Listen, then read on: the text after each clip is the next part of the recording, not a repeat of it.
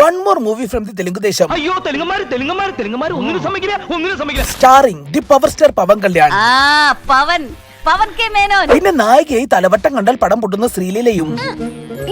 പക്ഷേ ഈ പടം പൊട്ടുന്നതൊന്നും ഇവന്മാർക്കൊരു പ്രശ്നമേ അല്ല. കാരണം ഈ പടമേ ഇവന്മാർ കളക്ഷന് വേണ്ടിയല്ല ഉണ്ടാക്കിയത്, ഇലക്ഷന് വേണ്ടി ഉണ്ടാക്കിയതാണ്. യെസ് ഗൈസ്, നമ്മുടെ വിജയണ്ണ മൂപ്പരുടെ പാർട്ടിനെ പ്രൊമോട്ട് ആക്കാൻ വേണ്ടി തെലുങ്കു ദേശത്തുനിന്ന് ബാലയുടെ ഭഗവത് കേസരിയൊക്കെ ചുരണ്ടി ജനനായകനാക്കി ഇറക്കിയില്ലേ, അതേപോലെ തന്നെ ഇവിടെ പവൻ കല്യാൺ നമ്മുടെ വിജയണ്ണന്റെ തെറി പടം ചുരണ്ടി മൂപ്പരുടെ പാർട്ടി പ്രൊമോഷനൊക്കെ കുത്തി കെട്ടി പണിയ ഒരു പോലീസ് റിവെഞ്ച് ഡ്രാമ ഉസ്താദ് ഭഗത് സിംഗ്. ഇനി ഇതിലെ പാർട്ടി പ്രൊമോഷൻ ഒക്കെ കുത്തി കെട്ടിയത് എങ്ങനെയാന്ന് വെച്ചാൽ നമ്മുടെ വിജയണ്ണ മൂപ്പരുടെ ഇലക്ഷൻ സിമ്പിളായ വിസിൽ പ്രൊമോട്ട് ആക്കാൻ വേണ്ടി ഒരു പാട്ടൊക്കെ കുത്തി കെട്ടാറില്ലേ പടങ്ങളിൽ,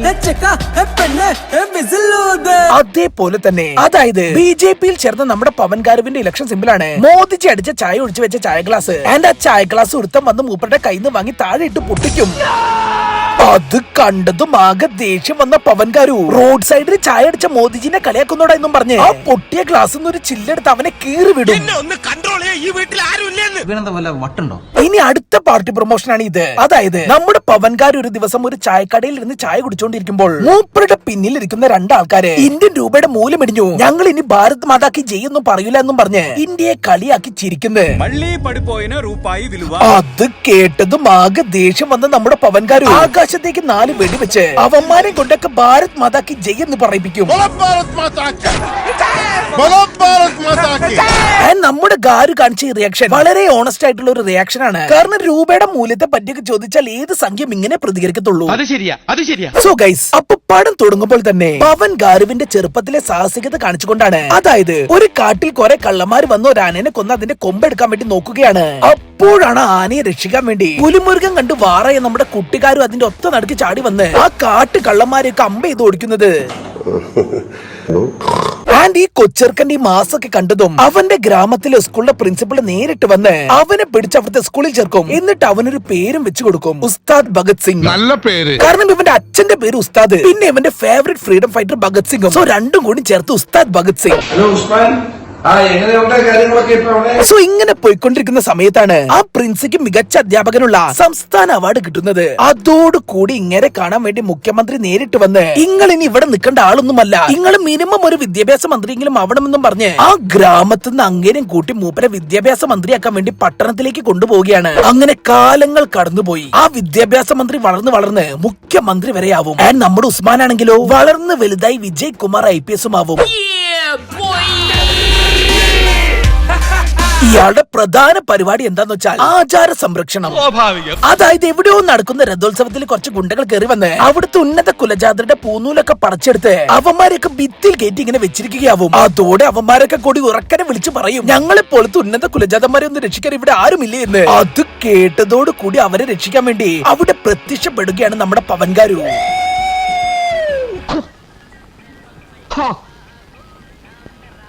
എന്നിട്ട് ആചാരം തടസ്സപ്പെടുത്തുന്നതോടെ നായ്ക്കളെ എന്നും പറഞ്ഞ് മൂപ്പര ഗുണ്ടകളെയൊക്കെ അവിടുന്ന് അടിച്ചോടിക്കുകയാണ്. എന്നിട്ട് അവിടുന്ന് ഗാരു നേരെ ഈ കലാപം ഉണ്ടാക്കാൻ വേണ്ടി അങ്ങോട്ടേക്ക് ഗുണ്ടകളെ അയച്ച മെയിൻ വില്ലൻ പാർത്ഥിബന്റെ വീട്ടിലേക്ക് കയറി ചെന്ന് വൻ ഡയലോഗ് അടിയാണ്. നീ എങ്ങനെ ഇവിടെ വന്നു? നടന്നു വന്നു. ഇനി ഇതിലെ വില്ലൻ പാർത്ഥിബനെ പറ്റി പറയുകയാണെങ്കിൽ ഇവന്റെ ഏറ്റവും വലിയ ആഗ്രഹമാണ് എങ്ങനെങ്കിലും ഒരു CM ആവണം എന്നുള്ളത്. ആൻഡ് അതിനുവേണ്ടി ഇയാൾ ഒരു കൈനോട്ടക്കാരനൊക്കെ കാണാൻ പോകും. പക്ഷെ ആ കൈ കണ്ടതും ആ കൈനോട്ടക്കാരൻ പറയും, കല്യാണം കഴിഞ്ഞിട്ടില്ലല്ലേ, കാരണം കയ്യിലെ രേഖയൊക്കെ മാഞ്ഞു പോയിരിക്കുന്നേ, അതുകൊണ്ട് ഇനി മൂപ്പർക്ക് CM ആവാൻ പറ്റൂല എന്ന്. ഇത് കേട്ടതോടുകൂടി ആ പാർത്ഥിബൻ ആകെ ദേഷ്യം വന്ന് തൊട്ടപ്പുറത്തിരിക്കുന്ന ഒരു തേങ്ങ എടുത്ത് അമർത്തി പൊട്ടിച്ച് അതിന്റെ ചിരട്ട എടുത്ത് കൈ മുറിച്ച് CM ആവാനുള്ള രേഖ ഉണ്ടാക്കി കാണിച്ചു കൊടുക്കും. അത്രയും ആഗ്രഹമാണ് മൂപ്പർക്ക് CM ആവാൻ വേണ്ടി. ഇനി ഇയാളെ പറ്റി കൂടുതൽ പറയുകയാണെങ്കിൽ മൂപ്പർക്ക് CM ആവാൻ നേരത്തെ പോലെ കലാപങ്ങൾ നടത്താൻ വേണ്ടി നാട്ടിലൊരു തീവ്രവാദി കോളനി തന്നെ മൂപ്പർ നടത്തുന്നുണ്ട്. ആൻഡ് ആ കോളനിയിലാണെങ്കിലോ ഒരു കുറി തൊട്ട ആളെ പോലും ആ കോളനിക്കുള്ളിലേക്ക് കയറ്റി വിടില്ല. അജാതി വർഗീയ കോളനി. എന്താടാ ഇതൊക്കെ? ആ കോളനിക്കാരെക്കാളും കൂടുതൽ വർഗീയതയാണല്ലോടാ ഇതൊക്കെ എഴുതി വിട്ടവന്മാർക്ക്. അത് ശരിയാ. സോ ഗൈസ്, അങ്ങനെ ഇരിക്കുകയാണ് ഒരു ദിവസം ആ തീവ്രവാദി കോളനിയിലെ റെസിഡൻസ് അസോസിയേഷന്റെ യോഗം നടക്കുന്ന സമയത്ത് നമ്മുടെ ഗാരു അതിന്റെ ഒത്ത നടുക്ക് കുറിയും തൊട്ട് കയറി ചെന്ന് ഒരു വാടൊക്കെ എടുത്ത് എന്തൊക്കെയോ അഭ്യാസം കാണിക്കുന്നത്. അത് കഴിഞ്ഞതും പവൻകാരു നീയൊന്നും നാട്ടുകാരെ കുറി തൊടാൻ സമ്മതിക്കില്ല അല്ലേ എന്നും പറഞ്ഞ് മൂപ്പര 10-500 തീവ്രവാദികളെ നടക്കുന്ന ആ തീവ്രവാദ റെസിഡൻസ് അസോസിയേഷന്റെ ജനറൽ സെക്രട്ടറിനെ തൂക്കിയെടുത്ത് കൊണ്ടുപോകും. അപ്പൊ ഇങ്ങനെ പോയിക്കൊണ്ടിരിക്കുകയാണ്. മറ്റൊരു ദിവസം ആ പാർത്ഥിബന്റെ ഗാങ്ങിലെ മറ്റൊരു തീവ്രവാദി നാട്ടിൽ ഇറങ്ങിയിട്ടുണ്ടെന്നുള്ള വിവരം നമ്മുടെ കല്യാണിന് കിട്ടുന്നത്. വിദഗ്ധരായ 2 തീവ്രവാദികൾ ഇവിടെ ചുറ്റിപ്പറ്റി നടക്കുന്നതായിട്ട് എനിക്ക് ഇൻഫർമേഷൻ കിട്ടിയിട്ടുണ്ട്. അതറിഞ്ഞതും ഗാരുവിന്റെ ടീംസ് ആ തീവ്രവാദിനെ നാട് മൊത്തം ഓടിച്ചിട്ടടിച്ച് ഒരു ലേഡീസ് ഹോസ്റ്റലിൽ കയറ്റി വിടും. ആൻഡ് യാദർശികം എന്ന് പറയാമല്ലോ, ആ ഹോസ്റ്റലിൽ തന്നെയാണ് നമ്മുടെ നായിക ശ്രീലീലയും താമസിക്കുന്നത്. യെസ് ഗൈസ്, ബോംബുകളുടെ ഒരു കമനീയ ശേഖരത്തിലേക്കാണ് ആ തീവ്രവാദി ഒരു പൊട്ടാസ് ബോംബ് കൊണ്ട് കയറി പോയിരിക്കുന്നത്. സോ ഗൈസ്, അങ്ങനെ ആ ഹോസ്റ്റലിന് നമ്മുടെ ശ്രീലീലയുടെ സഹായത്തോടു കൂടി ഗാരു ആ തീവ്രവാദിനെ വെടിവെച്ച് വീഴ്ത്തുകയാണ്. ആൻഡ് ആ സംഭവത്തോടു കൂടി തീവ്രവാദിയെ പിടിക്കാൻ സഹായിച്ചതിന്റെ പേരിൽ ഏത് നിമിഷവും ശ്രീലീലയ്ക്ക് നേരെ ഒരു അറ്റാക്ക് ഉണ്ടാവുമെന്നും പറഞ്ഞ് നമ്മുടെ പവൻകാർ ശ്രീലീലയുടെ ബോഡി ഗാർഡായി നടക്കാൻ വേണ്ടി തുടങ്ങുകയാണ്.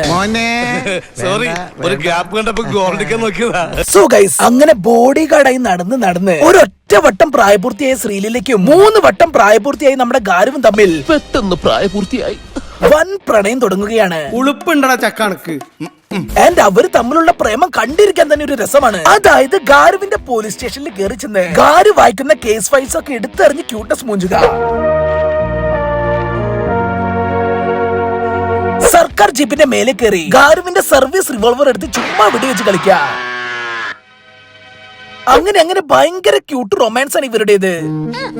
என்னடி சொல்ற நீ என்ன சொல்ற என்னடி சொல்ற സോ ഗൈസ്, അപ്പൊ ഇവരിങ്ങനെ റൊമാൻസ് ഒക്കെ ആയി പോയിക്കൊണ്ടിരിക്കുന്ന സമയത്താണ് മറ്റേ വില്ലൻ പാർത്ഥിബന്റെ മൂത്ത മോൻ ഗാരു ഞങ്ങളുടെ തീവ്രവാദികളൊക്കെ കൊന്നു കളയുകയാണ്. സോ ഗാരുവിന് ഒരു പണി കൊടുക്കണമെന്നും പറഞ്ഞ് നമ്മുടെ ശ്രീലീലിനെ റേപ്പ് ആക്കാൻ വേണ്ടി പ്ലാൻ ആക്കി കുറച്ച് ഗുണ്ടകളെ അങ്ങോട്ടേക്ക് പറഞ്ഞയക്കുന്നത്. പക്ഷെ ആ ഗുണ്ടകളാണെങ്കിലോ ആള് മാറി ശ്രീലീലയ്ക്ക് പകരം അവളുടെ ഫ്രണ്ടിനെ കയറി ബ്രൂട്ടലി ആക്രമിക്കും. ആൻഡ് ഈ കാര്യം അറിഞ്ഞതും ഗാരു നേരെ ഹോസ്പിറ്റലിലേക്ക് ഓടി എത്തുകയാണ്. എന്നിട്ട് തെറി സിനിമയിലെ പോലെ ഒരു കട്ട് പേസ്റ്റ് സീനാണ്.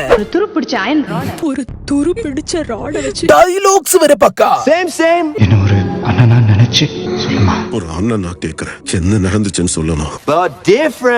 സോ ഗൈസ്, അങ്ങനെ വിക്ടിമിന്റെ മൊഴി കേട്ടതും ആകെ ദേഷ്യം വന്ന പവൻകാരു നേരെ പാർത്ഥിബന്റെ വീട്ടിൽ പോയി മൂപ്പരുടെ മുന്നിൽ വെച്ച് തന്നെ മൂപ്പരുടെ മോന്റെ ചങ്കില് കത്തി കുത്തി കയറ്റി കൊന്നു കളയുകയാണ്. എന്നിട്ടൊരു മാസ് ഡയലോഗാണ്. ஏன் நல்லா அன்பு காட்டுறவங்கள என் ரசிகர்களை தூக்கிடுவியா? எத்தனை பேர் இருக்காங்கன்னு தெரியுமாடா உனக்கு? അതന്നെ മാസ്റ്റർ തന്നെ.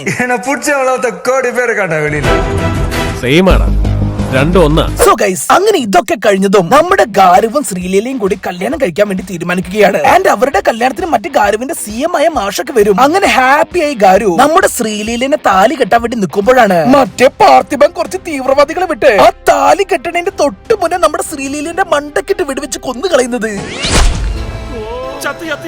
അതോടുകൂടി ഫസ്റ്റ് നൈറ്റ് പോലും കൂടാൻ പറ്റാതെ തന്റെ കാമുകി തട്ടിപ്പോയ വിഷമം താങ്ങാൻ പറ്റാതെ നമ്മുടെ ഗാരു ആ പന്തലിൽ എഴുന്നേറ്റ് നിന്ന്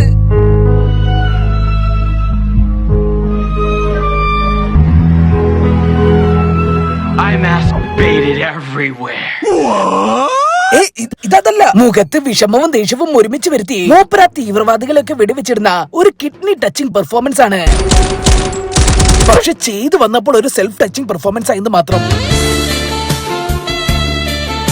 എടാ, ഇങ്ങനെ ഒരു എക്സ്പ്രഷൻ ഇടാനേ ഭയങ്കരമായിട്ട് കഷ്ടപ്പെടുന്നുണ്ട്. അപ്പോഴാണ് നിങ്ങൾ അങ്ങനെ കൊണ്ട് 2 എക്സ്പ്രഷൻ കിട്ടിപ്പിക്കുന്നത്. സോ ഗൈസ്, അങ്ങനെ ഈ സംഭവത്തോടു കൂടി ആ തീവ്രവാദി ആക്രമണത്തിൽ നമ്മുടെ CM മാഷ് തട്ടിപ്പോയ ഗ്യാപ്പില് ആ പാർത്ഥിബൻ നേരെ ഹൈക്കമാൻഡിൽ പോയി മൂപ്പരുടെ ചിരട്ട വെച്ച് ഗിരിയെ കൈയൊക്കെ കാണിച്ചു കൊടുത്ത് അടുത്ത CM ആവുകയാണ്. ആൻഡ് നമ്മുടെ ഗാരുവാണെങ്കിലോ തന്റെ കാമുകിയും വളർത്തി വലുതാക്കിയ മാഷും തട്ടിപ്പോയ ദുഃഖം സഹിക്കാൻ വയ്യാതെ ഒരു പ്രതികാരം പ്ലാൻ ചെയ്യാൻ വേണ്ടി തന്റെ ഗ്രാമത്തിൽ തന്നെ തിരിച്ചു പോയി ഒരു ഡാൻസ് കളിക്കുകയാണ്. നിനക്കതൊക്കെ എങ്ങനെയാ സാധിക്കും? അപ്പൊ ഇങ്ങനെ പോയിക്കൊണ്ടിരിക്കുന്ന സമയത്താണ് ഒരു നായിക തട്ടിപ്പോയല്ലോ, അതുകൊണ്ട് തന്നെ അടുത്തതിന് ഇറക്ക സമയമായെന്നും പറഞ്ഞ് ആ ഗ്രാമത്തിലേക്ക് ഇവന്മാര് റാഷി ഗന്നെ ഇറക്കുന്നത്. ആൻഡ് അവർ ഈ കുഗ്രാമത്തിൽ വന്നത് എന്തിനാന്ന് വെച്ചാൽ ഡിപ്രഷൻ മാറാൻ വേണ്ടിയാണത്രേ. ആൻഡ് അവരുടെ ഡിപ്രഷന്റെ കാരണം എന്താന്ന് വെച്ചാൽ അവളെ കല്യാണം കഴിക്കാൻ വേണ്ടി വന്ന ചെറുക്കൻ അവളുടെ സ്വന്തം ചേട്ടനെ തന്നെ കയറി പ്രേമിക്കുന്നത്രേ. ഓരോ കാരണങ്ങളെ. സോ ഗൈസ്, അങ്ങനെ ആ ഗ്രാമത്തിലെത്തിയ റാഷിഖന്നയുടെ ഡിപ്രഷൻ നമ്മുടെ പവൻകാരും അവളെ ജീവിത തത്വങ്ങളൊക്കെ പഠിപ്പിച്ച് അവളുടെ ഡിപ്രഷൻ മാറ്റി അവളെയും കൊണ്ട് ഡാൻസ് വരെ കളിപ്പിക്കും. ഡിപ്രഷനെ കളിയാക്കല്ലേടാ. അപ്പൊ ഇങ്ങനെ പോയിക്കൊണ്ടിരിക്കുമ്പോഴാണ് നമ്മുടെ CM പാർത്ഥിബന്റെ 2ാമത്തെ മോനും കൂടി ആ ഗ്രാമത്തിലേക്ക് വരുന്നത്. എന്നിട്ട് അവൻ അവിടുത്തെ പോലീസ് സ്റ്റേഷനിൽ കയറി വൻ അലമ്പ്. ആൻഡ് ആ കാര്യം അറിഞ്ഞതും പ്രതികാരം ചെയ്യാൻ സമയമായെന്ന് മനസ്സിലാക്കിയ ഗാരു നേരെ ആ പോലീസ് സ്റ്റേഷനിൽ ചെന്ന് അവനെ അടിച്ചുകൂട്ടി കിഡ്നാപ്പ് ആക്കുകയാണ്. ആൻഡ് തന്റെ മോൻ കിഡ്നാപ്പ് ആയ കാര്യം അറിഞ്ഞതും ചീഫ് മിനിസ്റ്റർ പാർത്ഥിബൻ പോലീസിനോടും പട്ടാളത്തിനോടും ഒന്നും പറയാതെ മൂപ്പരുടെ കുറച്ച് തീവ്രവാദികൾ വിളിച്ച് പറയുകയാണ് എന്റെ മോനെ കണ്ടുപിടിച്ച് വരാൻ വേണ്ടി. എന്താടാ ഇത്? ഇവരെന്താ കൂലിപ്പണിക്കാരാ? നീ പറയുമ്പോ ആളെ പോയി തല്ലാനും ആളെ കണ്ടുപിടിച്ച് വരാനും ഒക്കെ. തീവ്രവാദികൾക്കൊക്കെ എന്തെങ്കിലും വില കൊടുക്കടാ. സോ ഗൈസ്, അങ്ങനെ കുറച്ച് തീവ്രവാദികൾ വന്ന് CM-ന്റെ മോനെ കണ്ടുപിടിക്കാൻ വേണ്ടി നമ്മുടെ റാഷി ഖന്നയെ തട്ടിക്കൊണ്ട് പോവുകയാണ്. ആൻഡ് റാഷിനെ കിഡ്നാപ്പ് ആക്കിയ കാര്യം പറഞ്ഞതും അവളെ രക്ഷിക്കാൻ വേണ്ടി നമ്മുടെ ഗാരു ആ തീവ്രവാദികൾക്ക് മുന്നിൽ സറണ്ടർ ആവുകയാണ്. എന്നിട്ട് അവിടെ വന്ന ചോട്ടാ തീവ്രവാദികളൊക്കെ അവരുടെ മെയിൻ തീവ്രവാദിനെ വീഡിയോ കോൾ ആക്കി ദാ ഇവനാണ് നമ്മുടെ CM-ന്റെ മോനെ കിഡ്നാപ്പ് ആക്കിയതെന്നും പറഞ്ഞ് ഗാരുവിന്റെ മുഖം കാണിക്കാൻ വേണ്ടി നിൽക്കുകയാണ്. അപ്പൊ പഴയ കോളനി തീവ്രവാദികൾക്ക് മുന്നിൽ നമ്മുടെ ഗാരുവിന്റെ മുഖം പിന്നെ റിവീൽ ആവാൻ വേണ്ടി പോവുകയാണല്ലോ. സോ ഒരു വൺ സ്വാഗ് എക്സ്പ്രഷൻ ഇട്ടോ എന്ന് ഗാരുവിനോട് ഡയറക്ടർ പറയും. And what he got was നാക്കം തള്ളിതേ ഇങ്ങനെ. ഇനി ഇതൊന്നും പോരാഞ്ഞിട്ട് ആ മുഖം കണ്ടതും അപ്പുറത്തെ സൈഡിലെ മെയിൻ തീവ്രവാദി ആകെ പേടിച്ച് എന്തൊക്കെയോ കളി കളിക്കുകയാണ്. ഇതൊക്കെ നമുക്ക് പിന്നെ സഹിക്കാം, പക്ഷേ ആ റൂമിന്റെ മൂലക്ക് നിന്നവന്മാര് വരെ ഇയാളുടെ ഈ മോന്തയും കണ്ട് പേടിച്ച് അവിടെ നിന്ന് ഇറങ്ങി ഓടിയത്രേ. ശരി നിർത്താൻ പറ്റായിട്ടാവും. സോ ഗൈസ്, അങ്ങനെ ഗാരു ജീവനോടെ ഉണ്ടെന്ന് അറിഞ്ഞതും ഗാരുവിനെ കൊല്ലാൻ വേണ്ടി ശ്രീലീലയൊക്കെ കൊന്ന മെയിൻ തീവ്രവാദി അങ്ങോട്ട് വരികയാണ്. എന്നിട്ട് അവരവിടെ വന്ന് ഗാരുവിനെ തട്ടാൻ വേണ്ടി നിൽക്കുമ്പോഴതാ ഒരു വമ്പൻ ട്വിസ്റ്റ്. അതെന്താന്ന് വെച്ചാൽ ആ തീവ്രവാദികളുടെ ഒരു തീവ്രവാദി നമ്മുടെ ഗാരു വിട്ട സ്പൈ ആയിരുന്നു അത്രേ. അതോടുകൂടി ഗാരു ഗണ്ണെടുത്ത് ആ തീവ്രവാദികളൊക്കെ അറിഞ്ഞും പുറഞ്ഞും വെടിവെച്ചങ്ങ് കൊന്നു കളയും.